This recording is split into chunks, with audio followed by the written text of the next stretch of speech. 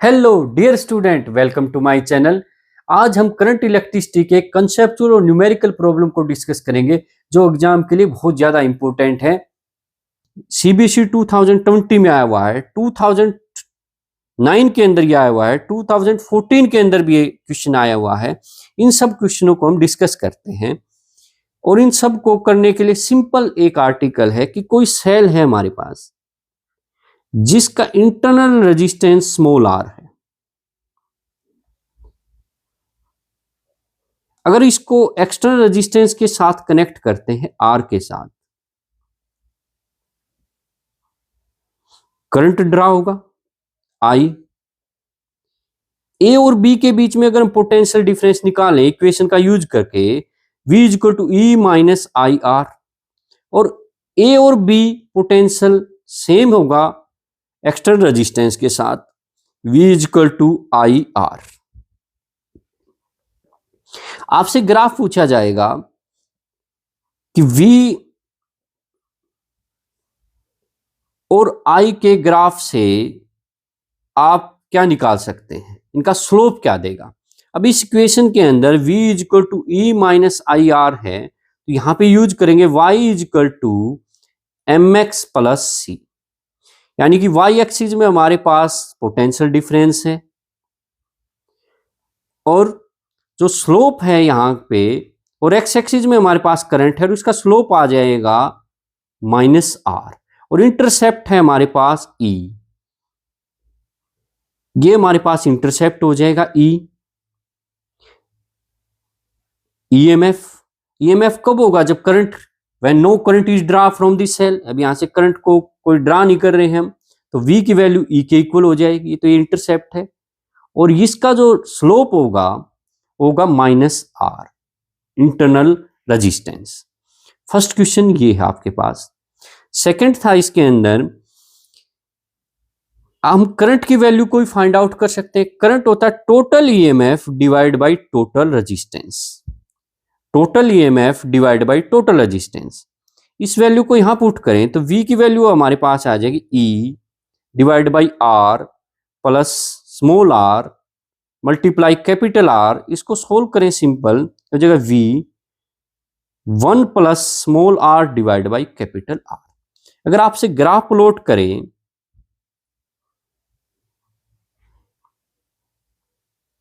V versus R का, अगर R की वैल्यू आपके पास 0 है तो V की वैल्यू हमारे पास क्या आएगी E 1 plus small r divide by 0, यानी कि E is equal to 1 plus infinity, और यहां पे इंफिनिटी की वैल्यू हो जाएगी 1 बाई 0 यानी कि 0, और V की वैल्यू 0 होगी। सेकंड, अगर R की वैल्यू आपके पास इंफिनिटी है, R की वैल्यू इंफिनिटी पुट करें तो E 1 प्लस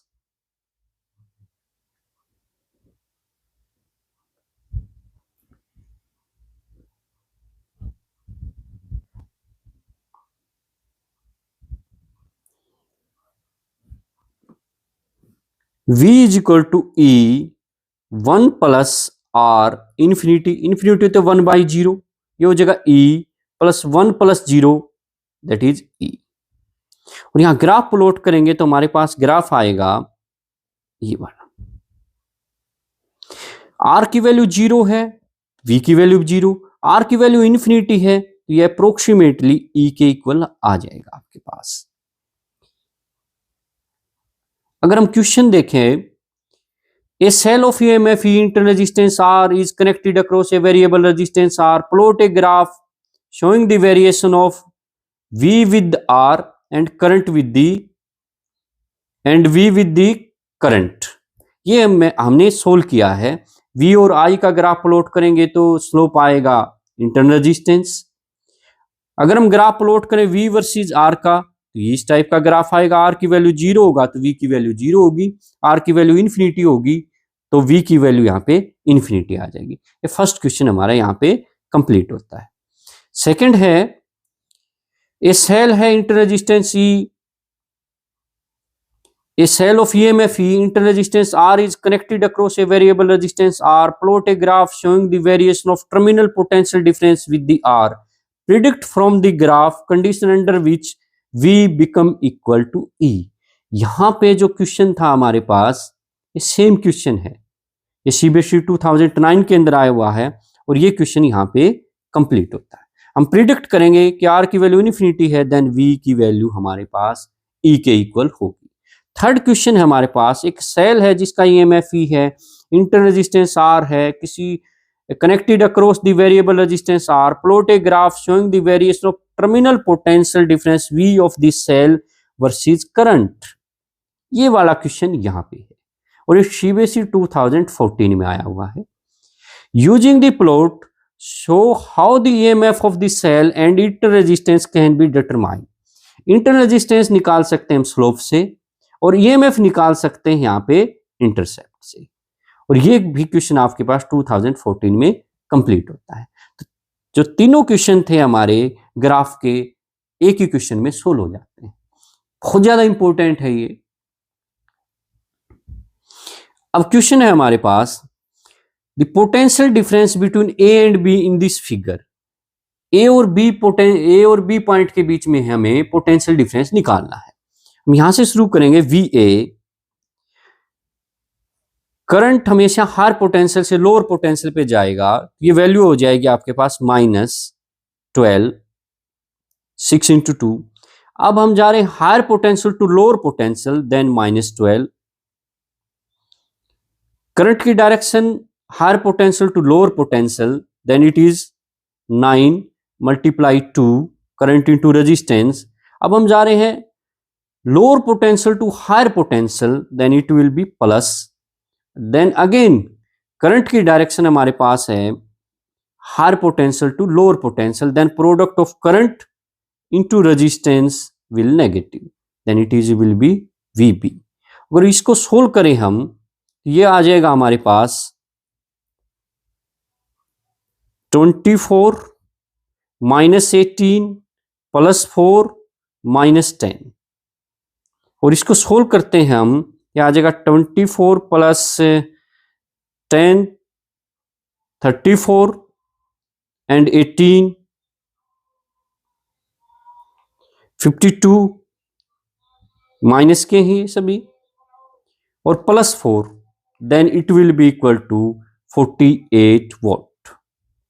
48 वोल्ट होगी potential difference between A and B, 48 volt. Simple हमने किरचॉफ्स लॉ को यूज किया है। अभी अनदर क्वेश्चन है, इसको सोल्व करेंगे। Equivalent resistance between A and B, A और B के बीच में हम शॉर्ट ट्रिक का यूज करेंगे। सपोज करें यहां और इस पॉइंट के बीच में कोई भी रेजिस्टेंस नहीं है तो इसको हम A कंसीडर कर सकते हैं। यहां और यहां के बीच में भी कोई रेजिस्टेंस नहीं है तो इसको भी A कंसीडर कर सकते हैं। तो हमारे पास, और ये C पॉइंट एज्यूम कर ले, ये B, हमें निकालना था equivalent resistance between A and B। A हमारे पास A, बीच में पॉइंट C है और ये पॉइंट हमारे पास B होगा। A और C के बीच में जो रेजिस्टेंस है हमारे पास 3 ओम, A और C के बीच में रेजिस्टेंस है हमारे पास 6 ओम, और C और B के बीच में रेजिस्टेंस है हमारे पास 8 ओम, और A और B के बीच में रेजिस्टेंस है हमारे पास 30 ओम। अब हम निकाल सकते हैं 6 और 3 पैरेलल में है, तो 1/6 + 1/3, ये हो जाएगा हमारे पास 6 LCM, 1 + 2 3/6 1/2, यानी कि ये ओवरऑल रेजिस्टेंस हमारे पास 2 होगा और 8 के साथ सीरीज में है, तो इसका इक्विवेलेंट रेजिस्टेंस हम यूज करें, ये हो जाएगा 10 ओम, और ये हमारे पास है 30 ओम। बोथ आर इन पैरेलल, अब पैरेलल है इनका यूज करेंगे। 1/30 + 1/10 LCM 30, then 1 + 3, that is R is equal to 30/4 ओम, 30/4 ओम, इसका यूज कर सकते हैं आप, और ये आ जाएगा अपने पास 7.5 ओम के अप्रोक्सीमेटली। अब ये जो रेजिस्टेंस है, ये जो क्वेश्चन है, इसके अंदर हम इसको कैसे सोल्व करें। अगर आप ध्यान से देखें इसको, ये पॉइंट ए होगा हमारे पास, इसको एज्यूम कर लेते हैं बी, ये पॉइंट सी और ये पॉइंट है डी। हमारे पास 4 पॉइंट हैं, ए सी बी। अब आपको इक्विवेलेंट रेजिस्टेंस निकालना है ए और बी के बीच में, तो ए और बी के बीच में ही आपको टर्मिनल पोटेंशियल डिफरेंस यानी कि आपको बैटरी लगानी है। ये है पॉइंट हमारे पास डी। ए और सी के बीच में हमारे पास रेजिस्टेंस है जी 1 ओम। सी और डी के बीच में हमारे पास रेजिस्टेंस है 10 ओम। सी और बी के बीच में रेजिस्टेंस है जी 2 ओम। ए और डी के बीच में रेजिस्टेंस है 2 ओम। डी और बी के बीच में रेजिस्टेंस है हमारे पास 4 ओम। अगर आप ध्यान से देखें, ये पी क्यू आर एस, ये ब्रिज बैलेंस है, यानी कि 1/2 and 2/4 are equal, then no current will be draw from the point C and D. C और डी में से कोई करंट ड्रा नहीं होगा, तो इसका रेजिस्टेंस भी हमारे पास कोई यूजफुल नहीं है। अब हम कह सकते हैं कि 2 और 1 सीरीज में है और 2 और 4 सीरीज में एक दूसरे के साथ पैरेलल में है। इसका इक्विवेलेंट रेजिस्टेंस बनाए हम, ये आ जाएगा हमारे पास 3 ओम और ये आ जाएगा हमारे पास 6 ओम, और ये दोनों पैरेलल में है, तो पैरेलल में निकालेंगे तो ये वैल्यू आ जाएगी हमारे पास 2 ओम। अब यहां पे एक है graph showing the variation of current versus voltage, identify the region where negative resistance. अब नेगेटिव रेजिस्टेंस होगा डी और ई के बीच में, ये नेगेटिव रेजिस्टेंस है क्योंकि स्लोप हमारे पास नेगेटिव है। Where is Ohm's law predict, यहां पे ओम्स लॉ प्रिडिक्ट नहीं है, नो ओम्स लॉ, क्योंकि ओम्स लॉ के अंदर वी और आई का ग्राफ अगर हम देखें तो ये हमेशा स्ट्रेट आता है, तो अप्रोक्सीमेटली स्टेट हमें सी और बी में मिलता है। यहाँ पे ओम्स लॉ होगा वैलिड, और डी और ई के बीच में आएगा negative resistance. Another important question करते हैं, using a Kirchhoff's rule calculate the current through the 40 ohm and 20 ohm resistor in the following. अगर हम इन दोनों न्यूमेरिकल को देखें जो हमारे पास सीबीएसई 2019 और सीबीएसई 2023 में आया हुआ है, लगभग दोनों क्वेश्चन न्यूमेरिकल में सेम है। अगर यहाँ देखें तो 80 वोल्ट है, यहाँ 8 वोल्ट है, यहाँ 20 ओम है, 2 ओम है, यानी कि मल्टीपल ऑफ 10 है। दोनों क्वेश्चन का आंसर बिल्कुल सेम रहेगा। तो इस न्यूमेरिकल को करते हैं हम। हमारे पास कोई सर्किट है, इसके अंदर हमें करंट फाइंड आउट करना है using the Kirchhoff's rule to determine. Another important question करते हैं, using the Kirchhoff's rule calculate the current through the 40 ohm and 20 ohm resistor in the following circuit. और अनदर क्वेश्चन हमारे पास है, लगभग similar question है, केवल यहाँ पे मल्टीपल ऑफ 10 है। ये सीबीएसई 2019 में आया है और ये सीबीएसई 2023 में आया हुआ है। दोनों क्वेश्चन बिल्कुल सेम है, आंसर भी बिल्कुल सेम होगा। इसमें से किसी एक क्वेश्चन को हम कंप्लीट करते हैं। हमें फाइंड आउट करना है कि ओवरऑल सर्किट में कितना करंट है और 4 ओम के रजिस्टर में से कितना करंट पास करेगा। ये हमारे पास सर्किट डायग्राम है। किरचॉफ्स लॉ के जो न्यूमेरिकल हैं बच्चे उनको क्रैम करते हैं, तो किरचॉफ्स लॉ के जो न्यूमेरिकल हैं वो क्रैम से नहीं होंगे, आपको प्रॉपर मेथड लगाना पड़ेगा, लेकिन बड़े सिंपल हैं ये। हम स्टार्ट करते हैं। सपोज करते हैं हम कि यहाँ से करंट आई फ्लो करता है और यहाँ पे डिवाइड हो जाता है I1, और नेक्स्ट जो बाकी का जो करंट है I माइनस I1 वो यहाँ से फ्लो करेगा, वापिस यहाँ पे I माइनस I1, और यहाँ पे आपके पास आ जाएगा फिर से I। ये किरचॉफ फर्स्ट लॉ है एट पॉइंट ऑफ पे, incoming current is equal to outgoing current. अब हम केवीएल लगाएंगे, Kirchhoff's voltage law on the loop MNOT, basic rule लगाएंगे। M से हम N को ट्रेस करेंगे, लोअर पोटेंशियल से हायर पोटेंशियल पे जाएंगे तो EMF पॉजिटिव होगी। अब करंट हमेशा हायर पोटेंशियल से लोअर पोटेंशियल होता है, तो हम ट्रेस कर रहे हैं जी हायर पोटेंशियल से lower potential, then product of current into resistance will be negative. N से ओ कोई रेजिस्टर नहीं है, ओ से टी हम लोअर पोटेंशियल से हायर पोटेंशियल पे ट्रेस कर रहे हैं, ओ से टी जाएंगे तो हमारे पास आ जाएगा product of current into resistance positive होगा, और ये हमारे पास 0। इसको थोड़ा ओपन कर लेंगे, 2i minus minus minus plus 2i1 plus 4i1, then 8 minus 2i plus 6i1 is equal to 0। 2 से डिवाइड अगर हम कर ले तो ये आ जाएगा 4 minus I plus 3i1 is equal to 0, equation 1। Another loop ले लेते हैं हम कोई, केवीएल इस लूप पे लगाएंगे हम, KVL on the loop TOPST, close loop लेंगे हम। T से O हायर पोटेंशियल से lower potential, then product of current into resistance negative. O से P हमारे पास कुछ नहीं है, लेकिन हम P से S की तरफ जाएंगे तो हायर पोटेंशियल से लोअर पोटेंशियल जाएंगे तो product of current into resistance will be negative, और लोअर पोटेंशियल से हायर पोटेंशियल पे जाएंगे हमारे पास तो हो जाएगा 4 इज इक्वल टू 0, और हमारे पास इक्वेशन आ जाएगी 4i1 minus I plus 4 is equal to 0। ये इक्वेशन 2 है। इक्वेशन 1 और 2 को इक्वेट करें अगर हम, आ जाएगा हमारे पास 4 minus I plus 3i1 is equal to 0। Negative positive negative, ऐसे आई कैंसिल आउट हो जाएगा और हमारे पास आ जाएगा -7i1 इज इक्वल टू 0, यानी कि i1 की वैल्यू हमारे पास 0 है, यानी कि T से O में कोई भी करंट फ्लो नहीं करेगा।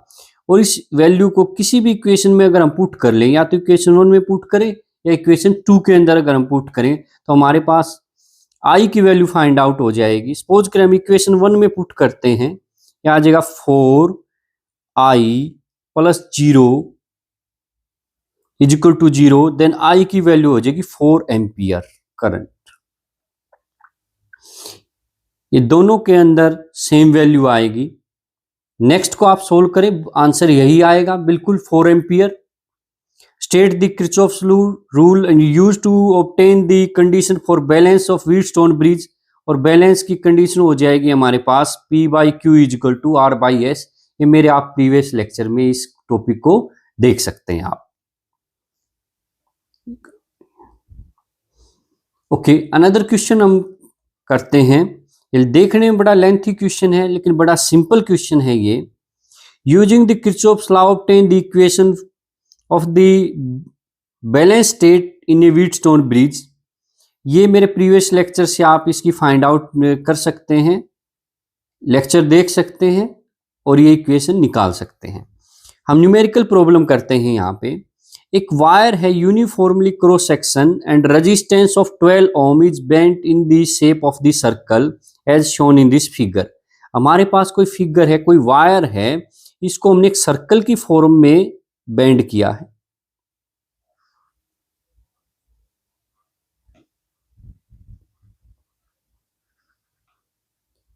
यहां पे 10 ओम का रेजिस्टेंस है, ये 60 के 2 एंगल हैं, C and D, A point and this is the another B point, और बैटरी कनेक्ट की है 8 वोल्ट की। हमें फाइंड आउट करना है a resistance of 10 ohm is connected to the diametrically opposite end C and D.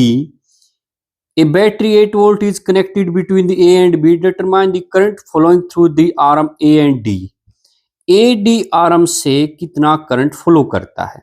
हमें ये find out करना है। अब इसको कैसे फाइंड आउट करें? अगर ये हमारे पास सर्कल है तो एंगल बनेगा 360। 360 एंगल है तो 12 ओम रेजिस्टेंस होगा, क्योंकि एक वायर थी जिसको हमने बेंड कर दिया है इन दी फॉर्म ऑफ सर्कल, जिसका 12 ओम रेजिस्टेंस है। 1 डिग्री है तो ये हो जाएगा 12/360, और 60 डिग्री अगर एंगल है तो हमारे पास इसका रेजिस्टेंस जो आएगा यह आ जाएगा 12/360 multiply 60, then cancel out 6 and this is the 2 ohm. ये 2 ओम रेजिस्टेंस हो जाएगा हमारे पास, और ये भी 2 ओम रेजिस्टेंस होगा।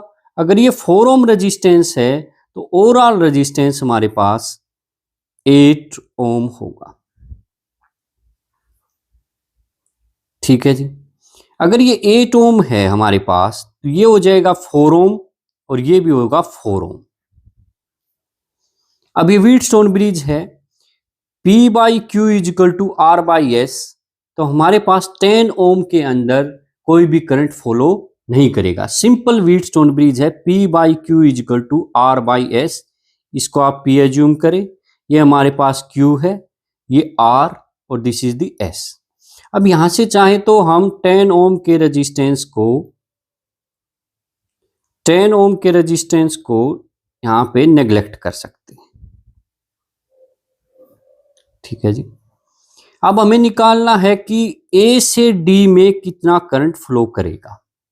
बड़ा सिंपल है, 8 ओम, या हम सिंपली भी फाइंड आउट कर सकते हैं A और B के बीच में जो पोटेंशियल डिफरेंस है 8 वोल्ट होगा, और यहां भी पैरेलल में पोटेंशियल डिफरेंस सेम रहता है, तो हमारे पास A और B के बीच में पोटेंशियल डिफरेंस 8 वोल्ट है, और नेट रेजिस्टेंस क्योंकि ये 2 ओम और 2 ओम सीरीज में हो जाएंगे 4 ओम, और यहां से करंट की वैल्यू आ जाएगी हमारे पास 8/4, यानी कि 2 एम्पियर करंट।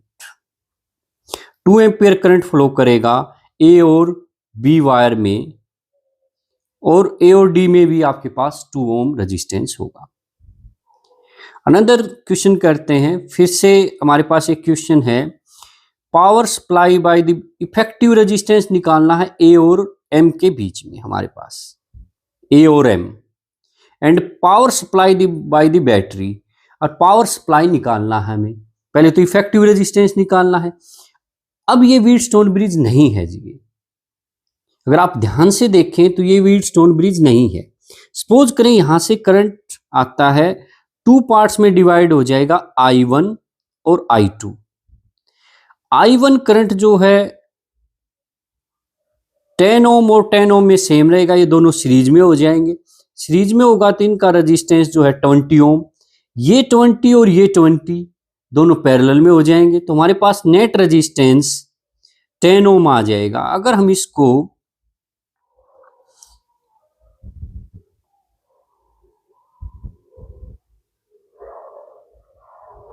यहां से नेग्लेक्ट कर दे, यानी कि 10 10 20, और ये आ जाएगा हमारे पास 10 ओम।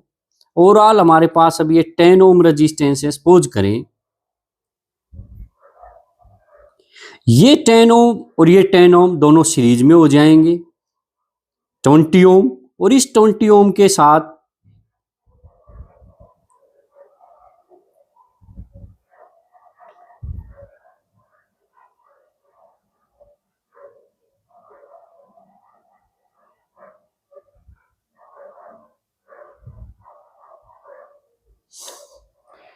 हमारे पास एक अनदर इंपॉर्टेंट क्वेश्चन है, in the given circuit effective resistance between A and M and power supplied by the battery. हमें इफेक्टिव रेजिस्टेंस निकालना है A और M के बीच में, और पावर सप्लाई निकालनी है। अब ये ध्यान रहे कि व्हीटस्टोन ब्रिज का क्वेश्चन नहीं है, क्योंकि P/Q R/S के इक्वल नहीं है। यहाँ पे अगर व्हीटस्टोन ब्रिज होता तो B और D में से आपके पास पावर सप्लाई दी जाती, लेकिन यहाँ पे B और D के बीच में पावर सप्लाई नहीं है, तो व्हीटस्टोन ब्रिज आपके पास नहीं होगा। अब यहां से देखें, सपोज करें यहां से करंट I फ्लो करता है, ये 2 पार्ट्स में डिवाइड हो जाएगा, I1 और I2। या ये दोनों, I1 करंट B से C तक जाएगा, तो ये दोनों हमारे पास सीरीज में हो जाएंगे और इसके साथ पैरेलल में हो जाएंगे, तो ये हो जाएगा हमारे पास 20 ओम और ये 20 दोनों एक दूसरे के साथ पैरेलल में, ओवरऑल ये 10 ओम रेजिस्टेंस आ जाएगा हमारे पास, यहाँ का 10 ओम रेजिस्टेंस।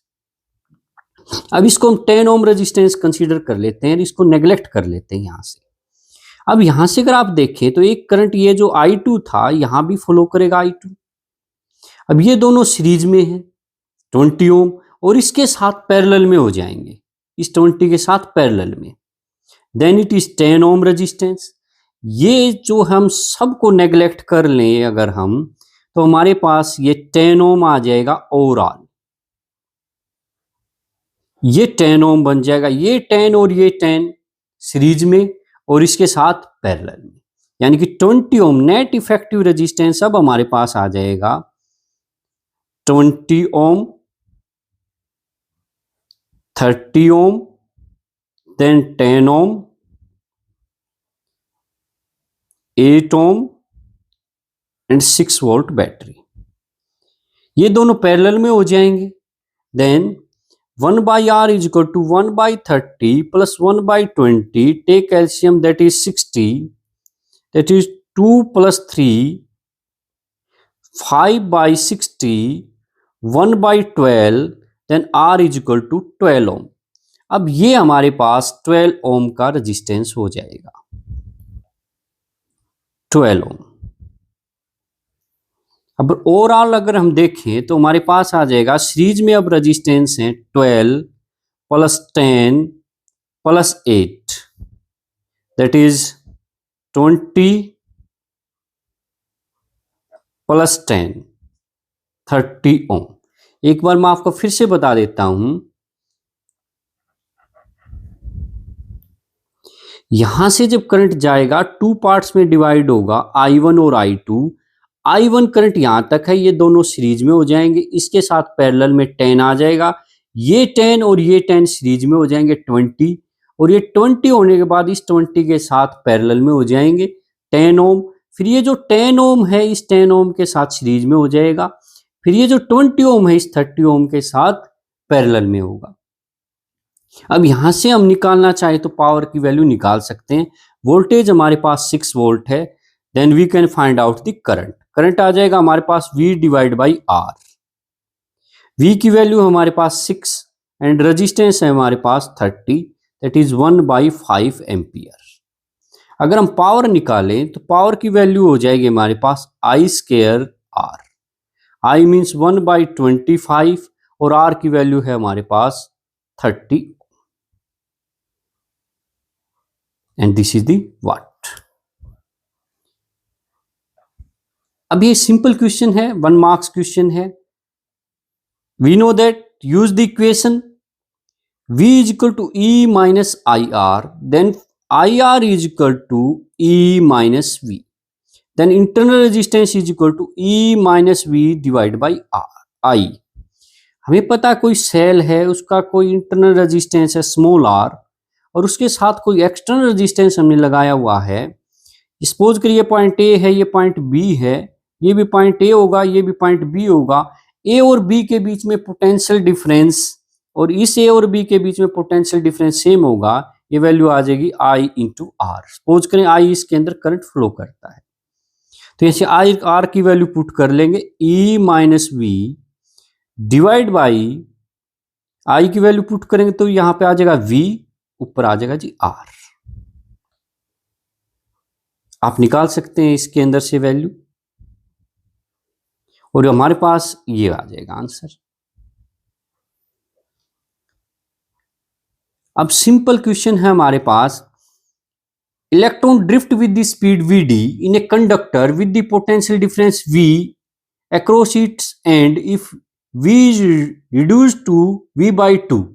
हमें पता है कि ड्रिफ्ट वेलोसिटी का जो फार्मूला होता है small e capital E divide by m into tau, relaxation time.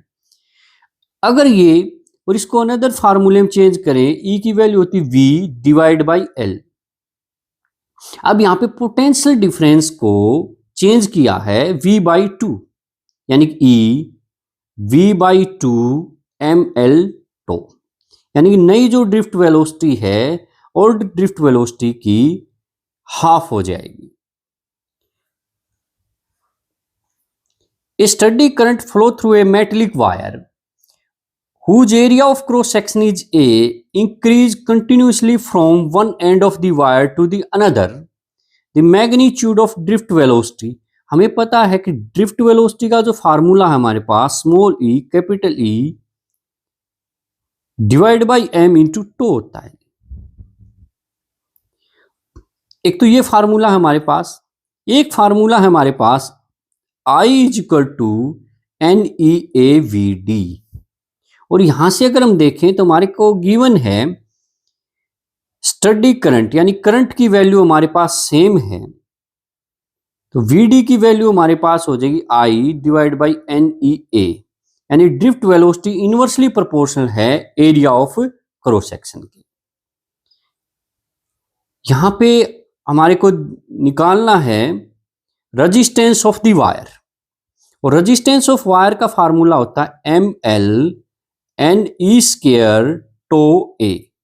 यहां से अब देख लेंगे एन ई स्केयर ए, ये फार्मूला नहीं होगा, टू की वैल्यू नहीं हो सकती यहां पे, और ये एम एल ये भी अपोजिट में है, ये टू कहीं नहीं आता हमारे फार्मूले में, तो ये हो जाएगा M L N E square A tau. अब ये कोई ग्राफ हमारे को दिया हुआ है, ये बड़ा सिंपल है, इसको हम फाइंड आउट कर सकते हैं।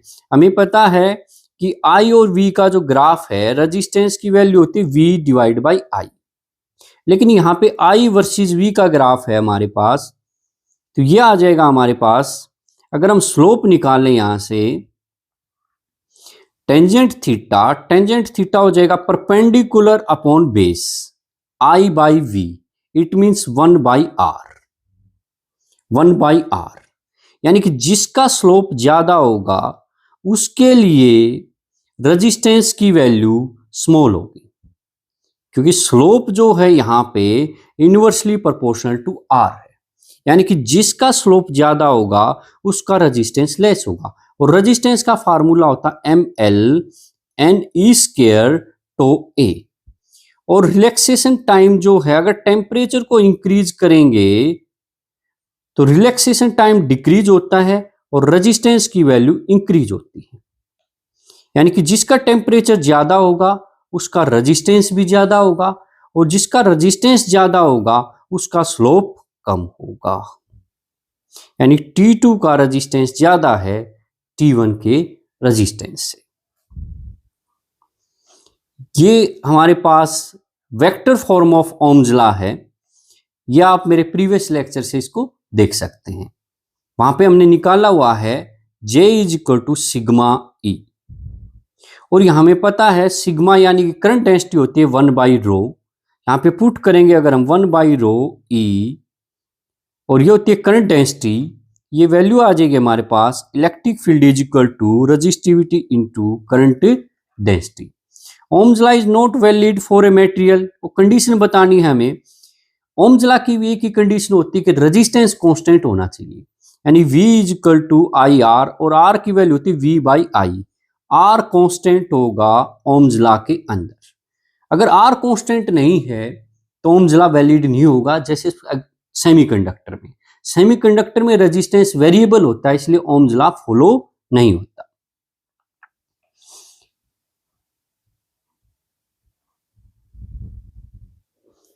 बड़ा इंपॉर्टेंट क्वेश्चन है हमारे पास, the plot of variation of potential difference across the combination of the three cell in the series versus current, what is the EMF and internal resistance of this cell, use the formula V is equal to E minus I R. और मैंने आपको बताया हुआ है, सबसे पहले अगर हम स्लोप निकालें, यहां से स्लोप निकालें, तो स्लोप हमेशा देगा आपके पास y is equal to M X plus C, slope हमारे पास आ जाएगा इंटरनल रेजिस्टेंस। तो यहां से टेंजेंट थीटा की वैल्यू निकाल लें तो परपेंडिकुलर अपॉन बेस, यानी कि 6 आ जाएगी वैल्यू हमारे पास इंटरनल रेजिस्टेंस की।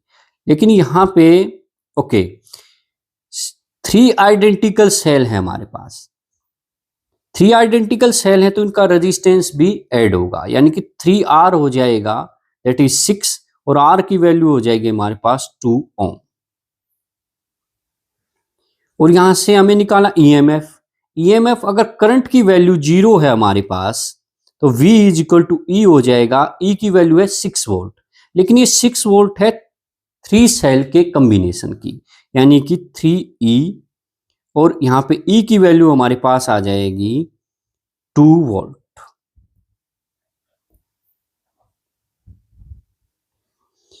सिमिलर क्वेश्चन था अभी जो हमने प्रीवियस किया है, इसके अंदर है what is the EMF of the cell used. अब की बार हमारे पास 4 सेल हैं और आइडेंटिकल सेल हैं, इनका इंटरनल रेजिस्टेंस R है, ईएमएफ E है। यहां से अगर हम देखें तो इसमें सबसे पहले अगर हम निकालना चाहे तो इंटरनल रेजिस्टेंस निकाल लें। V is equal to E minus I R. मैंने अभी बताया था आपको कि यहाँ का जो स्लोप होगा वो इंटरनल रेजिस्टेंस होगा, यानी टेंजेंट थीटा हमारे पास आ जाएगा परपेंडिकुलर अपॉन बेस, यानी 5.6 डिवाइड बाई 2, और इसको सोल्व करेंगे तो ये हमारे पास आ जाएगा 2.8 ओम। लेकिन ये 2.8 है 4 सेल का, यानी 4R is equal to 2.8 and R की वैल्यू हो जाएगी 0.7 ओम, यानी इंटरनल रेजिस्टेंस हमारे पास 0.7 ओम है। अब यहाँ पे निकालें ईएमएफ। ईएमएफ क्या होगा, जब करंट की वैल्यू 0 होगी तो जो टर्मिनल पोटेंशियल डिफरेंस है वो रिप्रेजेंट करेगा ईएमएफ को। यहाँ पे जो ईएमएफ है हमारे पास, यहाँ पे ईएमएफ जो है 4 सेल का है, 5.6 इज इक्वल टू 4E, और E की वैल्यू निकाल लेंगे तो आ जाएगा हमारे पास 1.4 वोल्ट, 1.4 वोल्ट। अब अनदर है for what value of current from the cell does the maximum power dissipated occur in this circuit. Maximum power कब निकलेगी, वो करंट की वैल्यू फाइंड आउट करनी है। हमें करंट पता होता है टोटल ईएमएफ, यानी टोटल ईएमएफ है हमारे पास 5.6 R प्लस एक्सटर्नल रेजिस्टेंस, और एक्सटर्नल रेजिस्टेंस हमारे पास 4R, यानी कि ये है हमारे पास एक्सटर्नल रेजिस्टेंस। अब मैक्सिमम पावर कब आएगी, जब एक्सटर्नल रेजिस्टेंस हमारे पास इंटरनल रेजिस्टेंस के इक्वल हो जाए, तब मैक्सिमम पावर होगी। तो फिर R is equal to 4R हो जाएगा, तो हो जाएगा 8R, और R की वैल्यू है हमारे पास 0.7, दैट इज 1 एम्पियर। ये बड़ा इंपॉर्टेंट क्वेश्चन है हमारे लिए, ये सीबीएसई के अंदर 2006 के अंदर आया हुआ है। आप सभी जो जितने भी न्यूमेरिकल हमने आज डिस्कस किए हैं उन सबको आप एग्जाम के लिए प्रिपेयर करें और आपके फुल मार्क्स आएंगे।